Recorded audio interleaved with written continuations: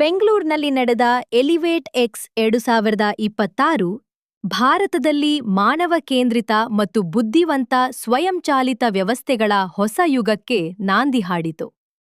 ಟೆರಾಡೈನ್ robotics ಆಯೋಜಿಸಿದ್ದ ಈ ಪ್ರಮುಖ ಉದ್ಯಮ ವೇದಿಕೆ ಯುನಿವರ್ಸಲ್ ರೋಬೋಟ್ಸ್ ಮತ್ತು ಮೊಬೈಲ್ ಇಂಡಸ್ಟ್ರಿಯಲ್ ರೋಬೋಟ್ಸ್ ಎಂಐಆರ್ ಅನ್ನು ಒಂದೇ ವೇದಿಕೆಗೆ ತರಿತು.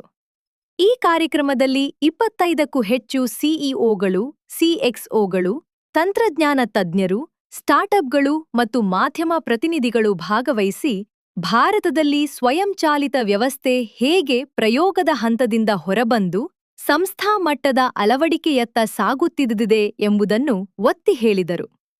ಆಟೋಮೋಟಿವ್, ಆಹಾರ ಮತ್ತು ಪಾನೀಯ, ಎಫ್ಎಂಸಿಜಿ, ಶಿಕ್ಷಣ ಮತ್ತು ಲಾಜಿಸ್ಟಿಕ್ಸ್ ಕ್ಷೇತ್ರಗಳಲ್ಲಿ ಕೋಬಾಟ್ಗಳು ಮತ್ತು ಸ್ವಾಯತ್ತ ಮೊಬೈಲ್ ರೋಬೋಟ್ಸ್ಗಳ ನೈಜ ಅನ್ವಯಿಕೆಗಳನ್ನು ಲೈವ್ ಪ್ರದರ್ಶನಗಳ ಮೂಲಕ ತೋರಿಸಲಾಯಿತು.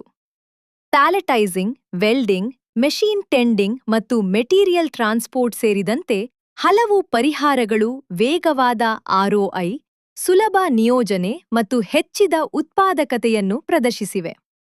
ಉದ್ಯಮ ನಾಯಕರು ಕೃತಕ ಬುದ್ಧಿಮತ್ತೆ ಆಧಾರಿತ ಸ್ವಯಂಚಾಲಿತ ವ್ಯವಸ್ಥೆಯೇ ಭವಿಷ್ಯದ ಸ್ಪರ್ಧಾತ್ಮಕ ಬೆಳವಣಿಗೆಗೆ ಕೀಲುಕಲ್ಲು ಎಂದು ಅಭಿಪ್ರಾಯಪಟ್ಟರು.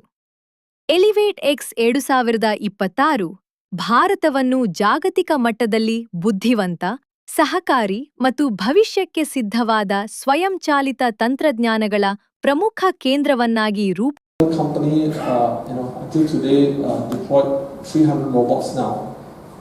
The production operator initially was very skeptical. They actually even tried to sabotage the robots during the night. They took a hammer and beat on it so that it can get spoiled and then you don't take away our jobs, right? Then the HR came up with a white banner, big banner that says, please don't damage the robot, they are there to help you, right? And 6 months later, the production operator is actually going back to the management and saying, can you please put in more robots, because the robots are actually removing the tasks that they're doing very repeatable, mundane and laborious, so that then they can do more high value added jobs, right? That particular company did not reduce their workforce and the robots was